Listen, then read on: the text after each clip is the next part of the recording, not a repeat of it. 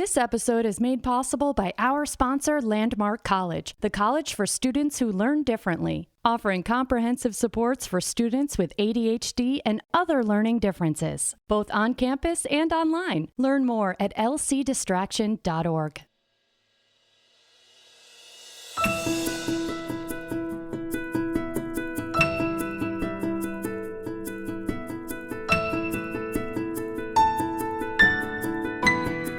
I'm René Brooks, and welcome to Distraction. I am an ADHD coach, a writer, and founder of the blog Black Girl Lost Keys, a website that was created to help share the Black experience with ADHD.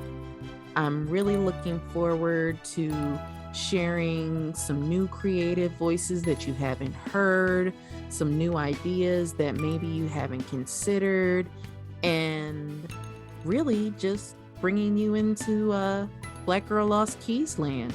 So I'm really excited to be guest hosting Distraction during the month of October while we celebrate ADHD Awareness Month. Joining me today is Inger Shaye Colzie. Inger Shaye is an ADHD leadership coach and a psychotherapist who specializes in working with Black women in professional careers. Inger Shaye and I are both ADHD coaches, and we're friends, and we frequent a lot of the same ADHD circles. So we talked about advocacy, about how to communicate with your healthcare team, about how to advocate better for yourself with your family and friends. There's a lot of good stuff in there, so I'm excited to hear what you think.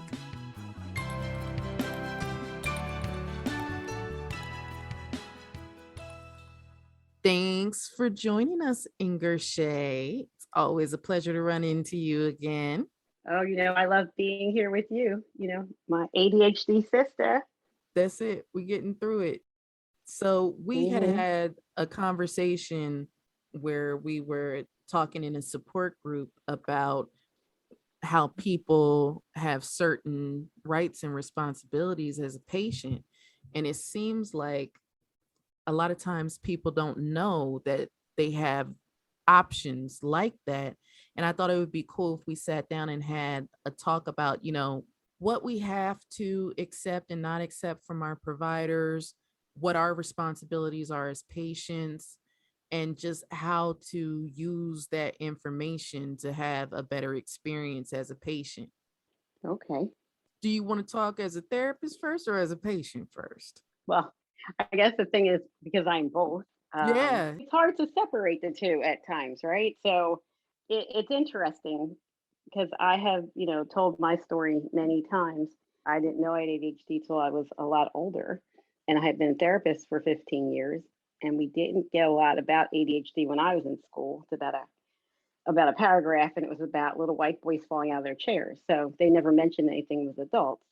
So I didn't know that it would pertain to me. I thought it would only pertain to my child. But being a therapist, when I found out I had ADHD and really dug in and found out all the different ways it affected people, especially women, I had to go back to my clients because many of them had ADHD and I did not diagnose it. And I had to then turn around and change their treatment plans.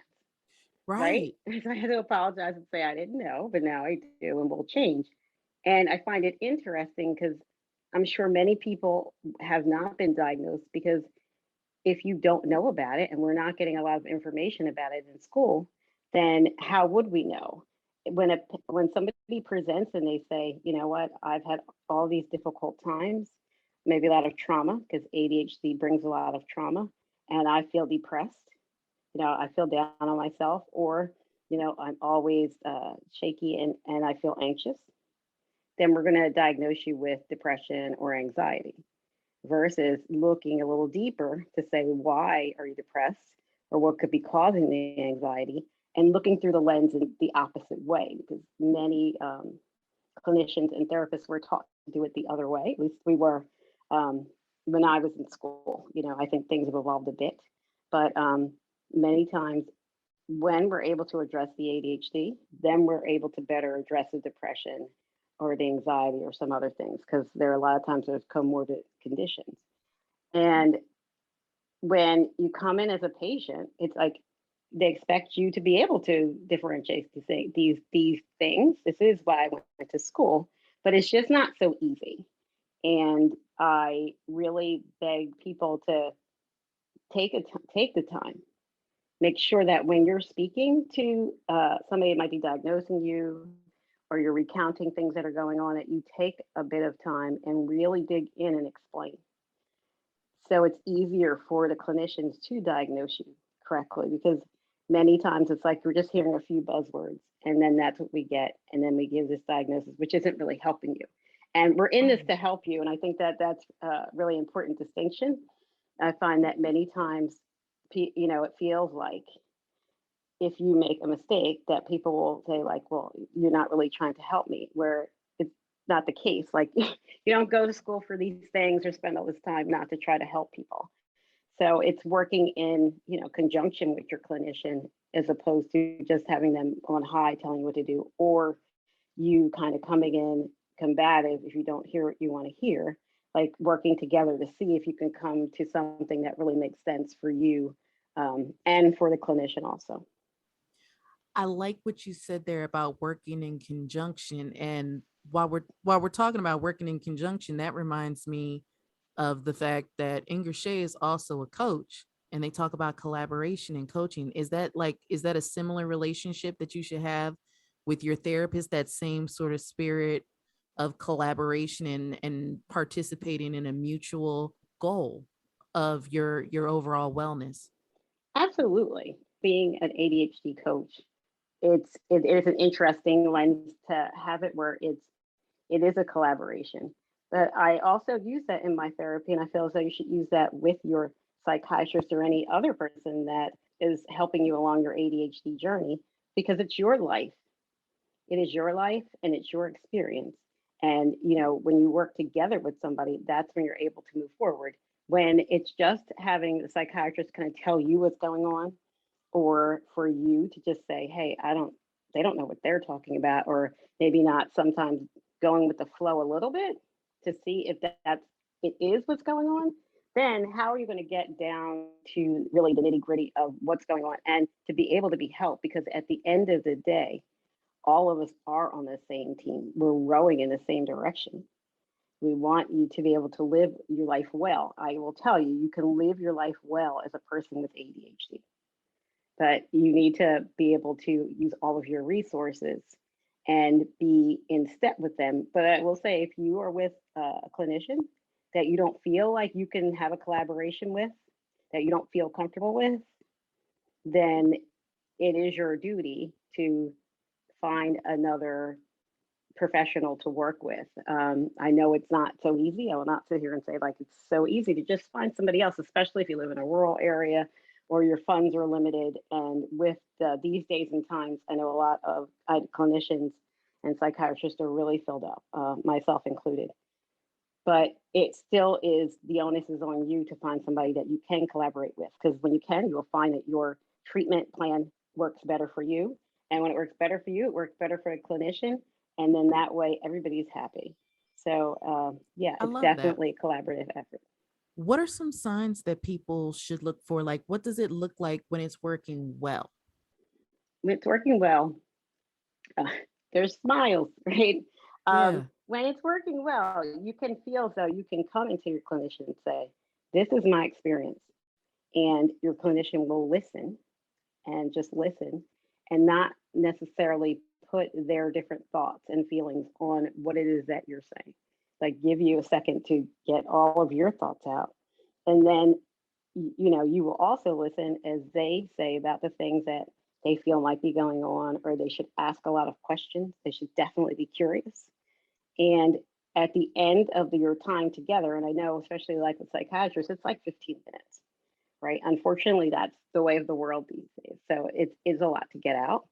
But take like one story, or take one particular thing that's going on, like write it down so that you're sure that you get all your questions answered, you say things that you want to say, and then give the clinician a chance to answer. And when you have that kind of back and forth, when you can have it where there isn't just sometimes a definitive answer that both of you don't kind of come to that conclusion, then to be able to say, hey, we need to make another appointment, or let's try something, and then actually try it and then see if it works. If it doesn't work, to be able to actually report your findings back, and then have your clinician work with you. If you feel like they're not listening or they're not taking into account what you're saying, you have that kind of creepy, eerie feeling like they're not listening. Right. Like, I feel like you will kind of know if you feel like you're talking at someone instead of to someone. And I think Yes. that is the difference. That's when you know that it's working. And sometimes I will say, you've got to be patient. These things take time. These things are very nuanced. And it's not like, I think many people think it's like you break your arm, you go to orthopedist, they said it, you come back a few times, they take an x-ray, it's better. Right. Mental health is the opposite of that. Mental Right. health is something that's ongoing. It's chronic in the fact that it is ongoing. So it's not something that's like on and off. It's something that you're going to be dealing with for your entire life. And that is fine. But no, you're at some point, you're going to need different levels of support. But you will need levels of support your entire life. So to actually kind of be with that as a fact for you, and then going into all of the different times that you are meeting with, therapist or psychiatrist, that it's okay, that we're going to be doing this for the long haul. So if it doesn't go right the very first time or a few times, or we have bumps along the road, that's okay, because there's going to be other times to address it, because this is something you're going to be addressing for the rest of your life. And for me, that makes it helpful, because it isn't like just, we get one strike at the bat, and that's all we get. Yeah. Where it's like, yeah, you can come back. You can let these medications work. If you're going to take medication, some of them take time to work. And some of it is putting these experiences into your life. Like, to me, this is the coach aspect. You're going to have to take some of the interventions, medical or not, and then work them into your life, and then come back and say how it worked for you. Because that's the only way we know what's working. So that's where the patience comes in, and knowing that you're going to have different experiences for your whole entire life. So you just take your time, take a breath, and know that it can be figured out. We can figure all of this out.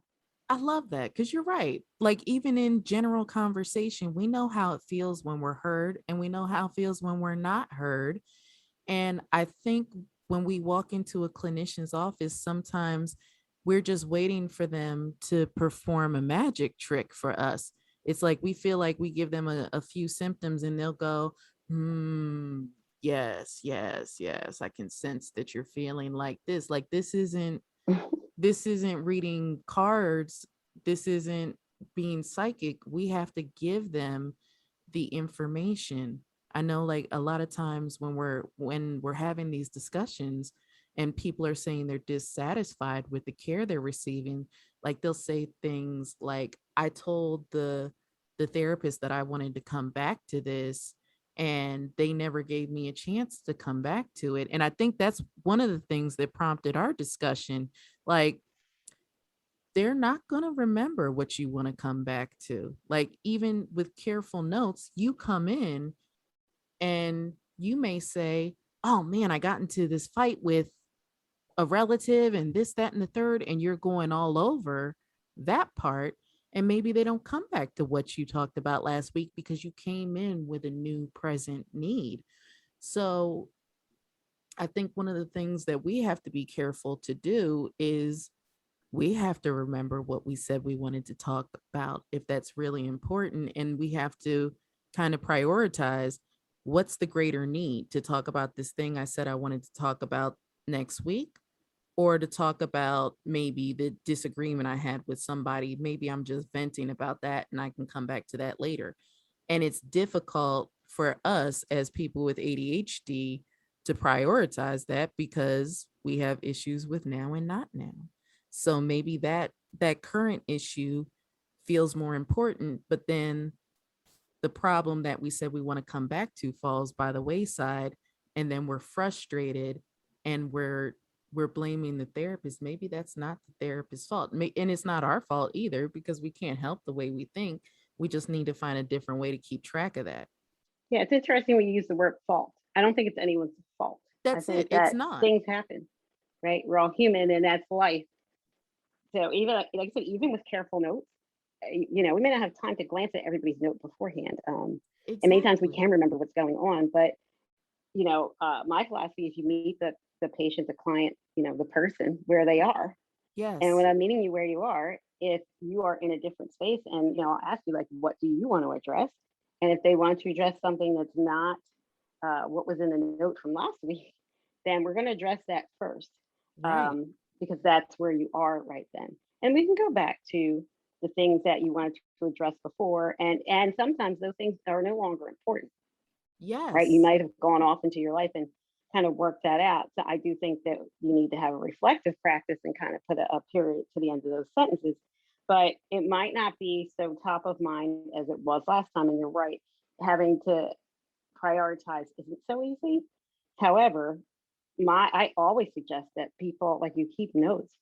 Yeah. That you keep a note or two, because I'll tell people that many people want to talk about something right when the session's ending.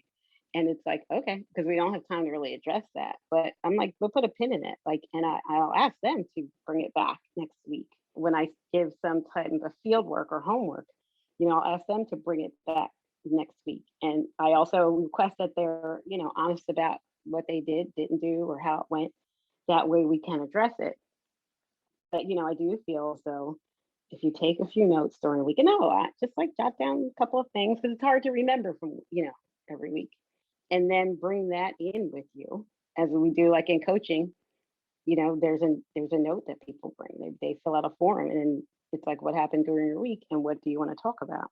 That way they can address like the homework or something that was top of mind, and maybe what they want to talk about that might be, similar or something that's different.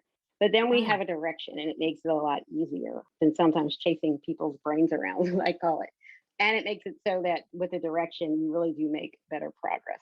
So when you can take a few notes and put us on track, like I said, we are human. If you say, hey, I want to talk about X, Y, and Z, your clinician should be flexible enough to be like, okay, because we're going to talk about whatever you want to talk about to make sure that you're getting the services that you need. It really is about meeting you where you are.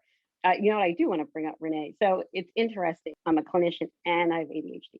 Yes. And with that, sometimes the way therapy is set up, especially like for people of color, I think that a lot of times they feel like it doesn't work because it can be where the clinician's like, okay, we were just working on this thing, just working on this thing that we were talking about, and that's all we're working on. Yeah. And if you're going to follow sometimes the strict protocols of many of these different ways that therapy has been taught to us, that can happen. And to me, that doesn't serve us, especially Black people, because that's just not how we work. Kind of work where it's like, okay, this is what's happening. This is my life. This is what's going on. There's a whole lot of nuances that go on. And to just sometimes go in that straight linear model that's taught to us from, old European standards don't work for us. And I think that's why a lot of Black people go, therapy doesn't work. Or if they tried, I tried it, that didn't work. Yes. Right. So I think it's incumbent on us as clinicians to, kind of rework these models a bit that to work for us, because our mental health is really at peril. The suicide rates are going up exponentially. We can see all the homicides, the pain and the trauma that this pandemic has brought, and the pain and the trauma of being a person with ADHD, the pain and the trauma of just being a Black person that walks around our skin with the generational trauma. It is real, it is palpable. And when you don't address it in a way that is really talking about those things, then we're not getting to the root of it. And I completely agree. That's sometimes what's happening, like when we were speaking about being able to connect with the clinician, like having it be a collaboration. So I think it's incumbent on us too to be flexible, right? Not to just be in those models, so that the other person does feel comfortable, and it is a collaboration. I love that. Like, I know for me, for several years at the beginning of my mental health journey, I was with a therapist who was white, and I wanted to dig into family trauma. And through no fault of her own, she did not get it. So there I was trying to say, this and this and this. And one of the things that I feel like is a value that a lot of us hold culturally is really you respect your elders no matter what. There's a certain way you can't push back on them. And for me, that created an issue with boundaries with them. And as I was trying to articulate that, she was just kind of like, well, I mean, just blah, blah, blah. And I'm like, no, you don't understand.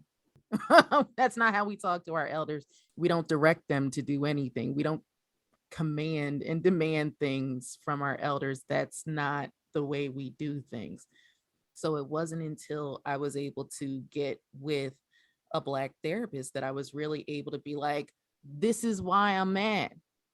And for her to be like, oh, girl, yeah, I understand exactly what you mean.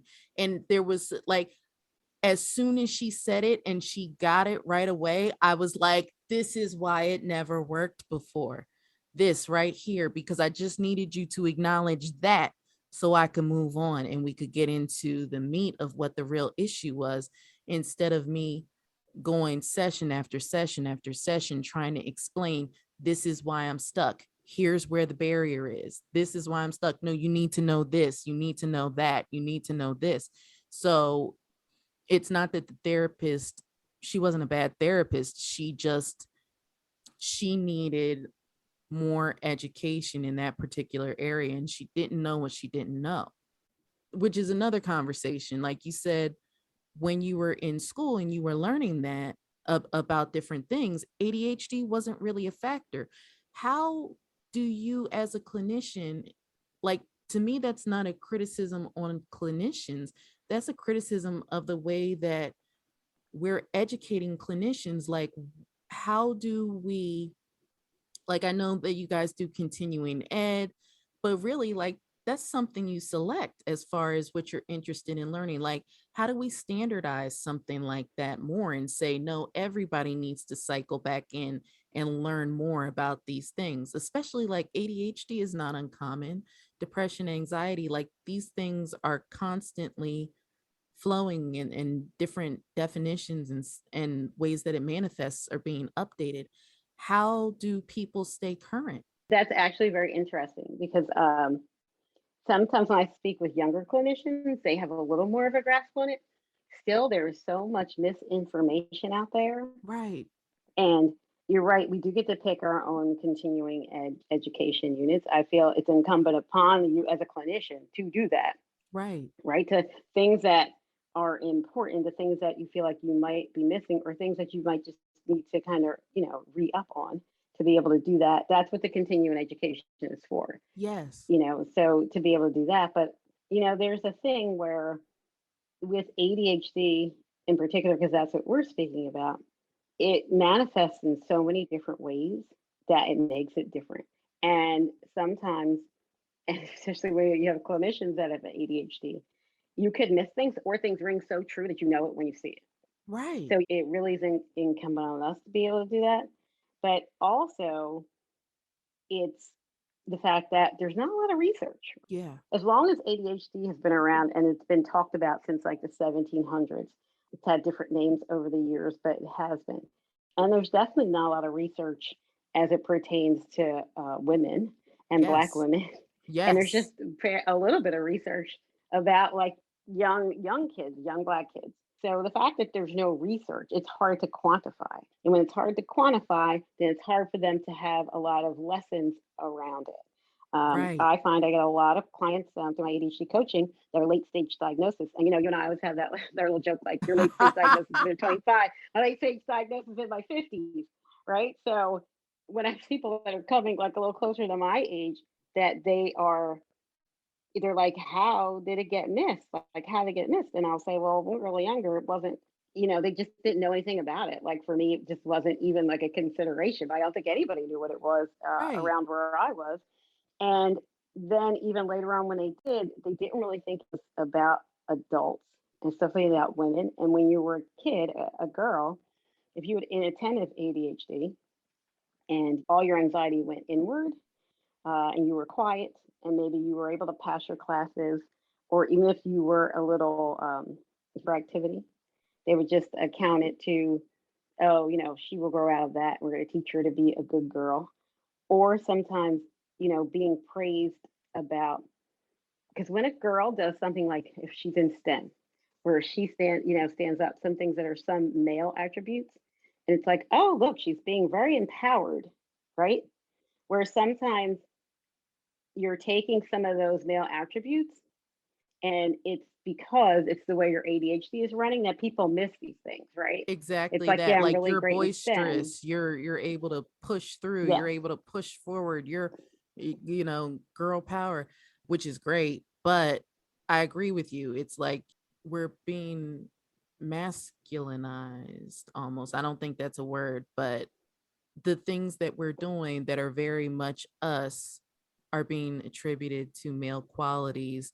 And because we live in such a heteronormative society, the idea when you see a girl doing something that a boy is supposedly supposed to do, the next motivation is to root it out and make you Hmm. stop being like that.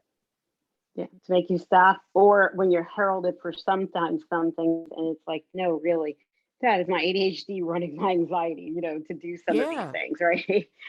So it can be either way. It can run where your anxiety turns in, and they tell you to be a good girl, like don't do those things, because we Yes. must be nice. Like I said, some of these are cultural norms, and that's why you need a culturally competent provider, things like that. Say it again. A clinician may miss. Yeah, culturally competent provider, because they will not know and they do not see it. They will not know, like I said, about your elders, or they will not know that, the superwoman trope, like we're strong black women. Yes. Yes, we are, but I have to run everything, and running everything, trying to do all of those things with the ADHD I have, and then if my house is unorganized, the way that's going to look, and then you wonder why I have anxiety, and you present with anxiety as opposed to presenting with looking at, oh, let me look further back. Oh, why are you unorganized? And why is this organization the thing that's caused the anxiety? Oh, maybe it's because you have ADHD. And so that's why it's like having somebody who's culturally competent, because maybe if you are, a white person, it's not that you want to be disorganized, but just not looked upon the same way. When you're disorganized as a black person, you look like you're dirty, or you miss out on a lot of opportunities. That's it. They think that you can't handle things. And Feeding so back the into ADHD that is missed. stereotype about us being disorganized, lazy, Mm-hmm. and unkempt. So some of us then overperform that. And then you've got this little kid who you're trying to teach to also overcome that stereotype, and they can't. So then you're scared as a parent. Mm-hmm. And then that's a whole other thing, is I'm a parent of a child with ADHD, Listen, and I have ADHD. I was wondering when you were going to bring it up, because I'm like, man, you got a lot of hats to wear when you're sitting. Sometimes you're sitting in the therapist seat, sometimes you're sitting in the patient seat, sometimes you're sitting in the mom seat, and you're all three of those things. No matter where. Wait, we're forgetting a seat, the coach seat. You in 4 seats. No wonder you don't get tired. You not tired? I have ADHD. I'm not tired. That's We right. like, you can't. There's one thing going on. You You got the gotta be able to energy do a to whole keep lot it of things. going. Thank goodness. So that's why sometimes I'm like, thank goodness I have ADHD, because there's a lot I gotta have to do, lots That's to right. handle, and and with ADHD I can do that. So it is interesting. We're talking about like advocating. Advocating for me was even less for my son in the realm of therapy or psychiatric, is more in advocating in school, right? Yes. Because they look at him as just more of a discipline problem, instead of actually, when he had a diagnosis of ADHD, just dealing with that. So they never looked into the ADHD at all, which was always so puzzling to me, because I was like, you guys have been educators for what, 10, 20, 30 years, and I've had a kid for 10 or 12 or 15 or however old he was years, and how do I know more about ADHD than you do? And that's where I got a lot of my education, even as a clinician on ADHD, when I had to dig in it first for my child. And Yeah. I do hope that parents do get a lot of education, right, about what ADHD is, and learn how to advocate, like bring in, like, ADHD is a real condition.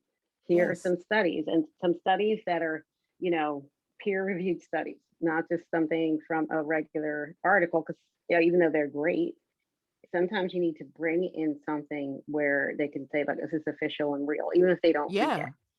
it. It's to use the other articles to be able to come up with a strategy that works for your child, That makes right? perfect sense.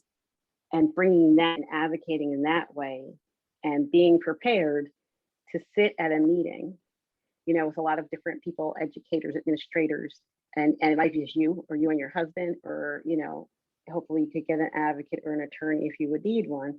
But to be able to know that that's what's going to happen and come in with all of your education, with all your, everything, your ducks in a row, so that you can have conversations that make sense and have accommodations that you would like that they can provide. And if they give you pushback, to be prepared to push back. It's funny, we can be so, we can be like a dog with a bone with certain things and certain times, we just go, okay.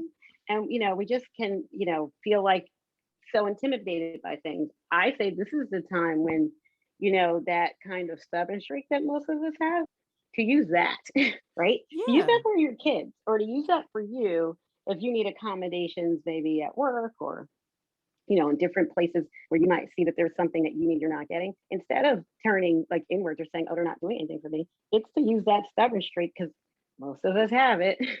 Yes. Go, no, you don't have to be rude and mean, but to be like, this is what I need, or this is what my child needs. It's, it's doable, because most of the things that we need are not things are something that were really expensive or where we're asking people to actually bend over backwards. It's usually things like a quiet room. Yes. These are things like giving your kid a little extra time for tests, or having somebody like maybe take the notes. It's if you're at work, it's like, can you send that to me in an email? Yes. So I don't have to try to remember what you said in the meeting. So it's usually just things like that. But many times we don't want to ask. We get really embarrassed. We don't want to advocate. And I say, take that part of you that gets so mad about some things, take some of that. If you're somebody that happens to have rejection sensitivity dysphoria, take it and flip it around and be like, oh yeah, I feel bad, but now I'm going to take that and make sure I get what I need, so I don't. You can flip a lot of these thoughts and behaviors from the other head. As Black women, so many times we're like, I'm just going to do it myself. And so we're reluctant to ask for help because of that. Like we feel like maybe we're not going to get the help if we ask for it. So we're not even going to ask. We're just going to try to figure out a route around it, because we still have to get what we need. But it's almost like, I feel like this is tied into how tired and stressed some of us are, because even when there are resources available to us, sometimes we still feel like, that's not for me. I can't trust that. I'm going to figure out a way to just do it myself. What can we do to kind of work around that? Yes, that's definitely, it's part of, what we've grown up with as a Black woman, that we're supposed to, not even that, we're supposed to do it ourselves. Absolutely. Like, we're supposed to know, and we're supposed to know how to do everything and make sure we get it done. And a lot of times we're looked down upon when we don't get it done. And with ADHD, like in a timely fashion, in an order that makes sense to other people. Yes. So we have those things that do weigh us down. And many times we do look at things and go, well, that's not for us. That must be for white people. Right. Because we've also been brought up like that, to say that can't be for us. I think therapy gets into that box. I've never felt more like I was a fish out of water than I did when I I wasn't literally laid down on a couch, but when I sat there the first time, I was like, what am I doing here? Have I really let it get this bad? That this is like, in my mind, I'm there like, this is not, you're not reducing yourself to anything by going. But I was like, is this how far you've come? Like, is this how low you've gotten, that you had to come here? You don't belong here. And it's strange to me, not strange, it's pretty common, but I think this year I've experienced a lot of personal tragedy, and it's made me realize how many places in my life where I still am in that idea of, I have to do this myself, or I have to keep this hidden, or I can't ask for support here. And how much that's reinforced by the other women in my life, because there were things that we were doing and I'm like, hey, this is not human. Like, we can't handle all of this. And one of them looked at me and they were like, why do you always want to involve somebody else? Why can't we just, keep this in house? And I'm like, because we literally don't have the capacity to handle this ourselves. And I'm not going to work myself into an early grave just because it makes y'all feel better for us to, like, we don't get no merit badges for that. I've never gotten an award for it. I've never gotten anything but more tired. But here we are still committing to doing things on our own. Well, not me, because I'll tell you, when you're in enough trouble, like I learned it out of desperation, because it was like I came to the end of myself. Like, it's not that I wouldn't have tried to do it. I literally could not try to do it. And it was like, well, hell, I'm going to have to ask for help. And this is really uncomfortable. What does that even look like for me? Yeah, we're not used to asking for help. And of course, I've been told, like, that's nobody's business, right? That's Yes. I was always told, Keep it that's nobody quiet. else's business. That's your business. And why would you let it, have all your stuff out in the street, right? Because Put if your you stuff out in the expose street. yourself, you're in danger. Yes. You're So making I think, yourself a lot of it, we're vulnerable. talking about that. Yeah, you're making yourself vulnerable. And I will say some of that, like, is a generational trauma because, we were sold as slaves and that DNA is still Yes. there. So, if you that there's some type of a vulnerability, or you make it sound like, or even sometimes we make it sound like something's great because, our kids were sold, that many times we'll talk about our kids so poorly because it's kind of a generational thing, where it's like, I don't want to make it sound like they were doing good If I make because you if I sound do, something valuable, they're going to come get you. They're going to get take you. you from me. Something's going to happen. All these things that we do in life generally are for safety. Just because they're maladaptive, they're not the best thing to do, I but they're appreciate you all saying safety. that, because that's what they do, don't they? Like, a lot, especially like particularly in the ADHD space, there's this prevailing notion, almost like we're superstitious or we're cautious to a fault. And I think that's a stereotype that needs to die. Like, Black people are not being irrationally cautious when they say they don't want to have a label placed on their child. They know how the system handles Black children, even if you as a non-Black person doesn't understand. You've got to know where your knowledge base ends and how to connect with someone who is, though it may seem like exaggeration to you, it is a very real challenge that we're facing. We have to, like, just like you said, that leads back to cultural competency. We're not superstitious. We're not operating out of an overabundance of caution. We know what we're going to have to face when we take something like this on. Like, I had to, for several years, tell my family, like, I had to keep them at an arm's length when it came to my ADHD diagnosis, because I was tired. I'm like, look, we're not talking about this no more, because I know that you all don't understand, and I'm not going to keep explaining it to you guys. They had to watch me go and put my life back together brick by brick. When I got diagnosed at 25, I was a mess.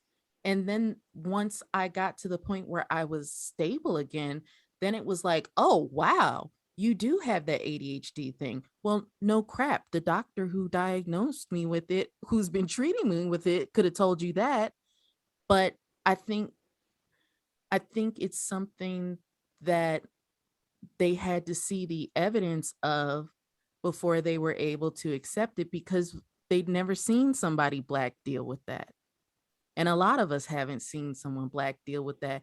Like, this is why representation matters. Sometimes it's just enough to know, oh, there's somebody else who has that. So now it's normalized because there's somebody who has it. You don't even have to have a conversation with them. They just exist. That's good enough sometimes. Yeah, if you can't see it, you don't even know that it exists, right? Yeah, You don't like an know it's something imaginary that can friend, be. right? Yeah. Yeah. So that's why we're out here talking. That's why we advocate, because you're Yes. speaking of advocacy, we're advocates, and we're advocates for a reason, because we know how important it is for people to see Black women living well with ADHD and Yes. accepting it, right? That it's here, Yes. it's still here. I'm going to call out the tech problems that we had before we got on here, but that is that's what it is, right? It is Exactly. that, I don't sit there and act like everything's perfect. It No, is some not. days it's a However, disaster and we make it happen anyway. yes. And you can. And sometimes it's having the self-compassion to be like, that's what happened then. Right. But that doesn't mean it has to be what's happening all the time. It's just what happened then.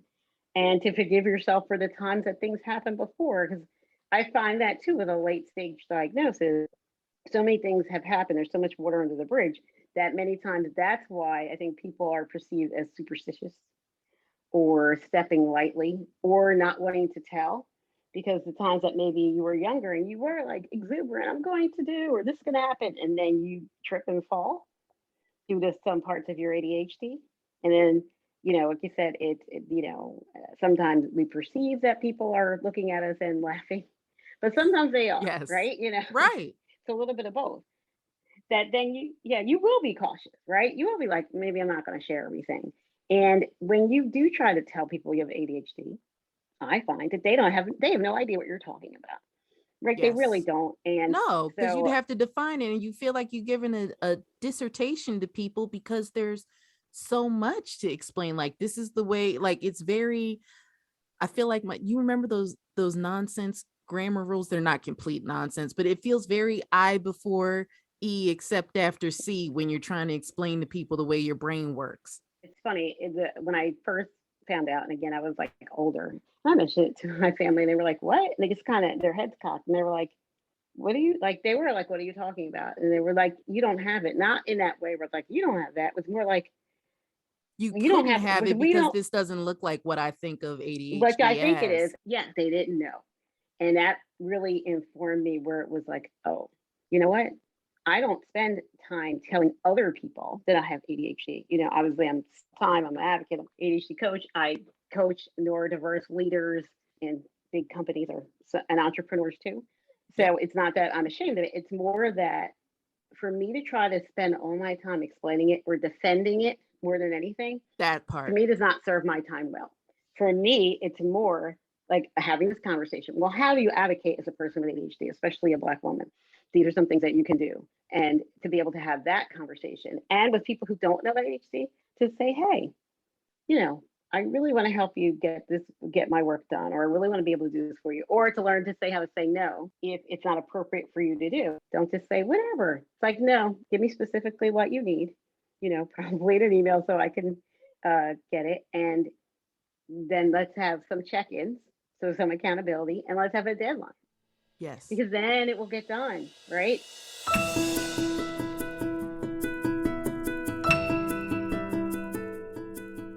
Thank you, Inger Shaye, for joining.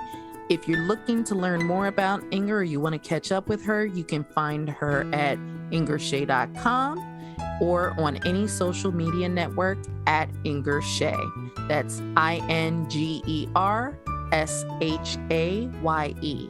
I really, really enjoyed having a conversation with my girl today. This is how we talk all the time. It's just usually we don't have a microphone. You'll get to hear a little bit more of our conversation later on this week. Please remember to subscribe to Distraction wherever you get your podcasts so you don't miss an episode, and reach out to us with your thoughts. Write an email or record a voice memo and send it to connect@distractionpodcast.com. Distraction is created by Sounds Great Media. Our producer is Sarah Gurton. I'm René Brooks. You can find me at blackgirllostkeys.com, on Instagram and Facebook at blackgirllostkeys, and on Twitter at blkgirllostkeys.com. Thank you so much for joining me.